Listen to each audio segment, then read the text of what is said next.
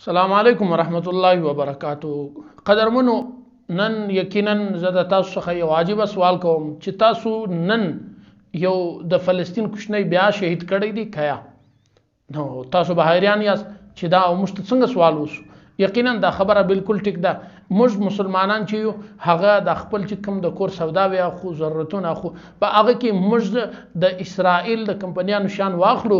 نو دا داسې سو لکه موږ چې د اسرائیل و فوج ته یو ګولۍ ورکړه، هغه ګولۍ هغه راواخیسته یو فلسطیني ماشومې په شهید کړی. نو دغه یقیني بالکل ټیک سوال دی، لیکن اندازې جلا دی. نو تاسو اوس هم سوچ وکئ، موږ تاسو د خپل روزمات د خپل پیشلمي په دوران کې موږ د فلسطین یو کوچنی قتل کوو. څنګه قتل کوو؟ حالانکه ما خو روزه نیوله، زه خو د خیر او د ثواب کار کوم. نه ستا بالکل فهم په اخوا نسته، فکر دی نسته. هغه چې ما ته کوم خوراکونه کوو، ما ته چې کوم شان کور ته راوړي دي، کومې سوداوي د روزمره استعمال دی، په هغه کې د اسرائیل د کمپنیانو شان دي. هغه شان که موږ تاسو واخو و اسرائیل ته ګټه ورسېده، اسرائیل ته چې ګټه ورسېده نو دا ډایرکټلی اټومیټیکلی دا موږ د فلسطین یو ماشوم قتل کوي.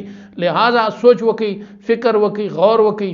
دا کوم خبره چې زه تاسو ته کوم چې تا نن د فلسطین یو کوچنی قتل کړی دی، دا د کویت پر روډ باندې یو غټ بینر لګېدلی دی، هلته پر لیکلی دی چې آیا نن تا د فلسطین یو ماشوم قتل کړی دی.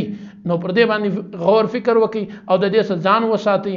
او په دې کې د ژغورنې د ځان ساتلو لپاره اسانه طریقه دا ده چې کور ته هدایت ورته وکړي چې بالکل به دا شی نه راوړي چې هغه د اسرائیل او د اسرائیل چې کوم کمپنیانې دي د هغو څخه جوړ شوی وي، د هغه بغیر متبادل راوړي، خپل ملکی خوراک راوړي. په دې کې زموږ تاسو د دنیا هم ګټه ده، زموږ تاسو د آخرت ګټه هم ده. الله تعالی دې د اهل فلسطینو حفاظت وکړي. د روزماتو د پیشلمي پر وخت خصوصي دعا ورته کوي.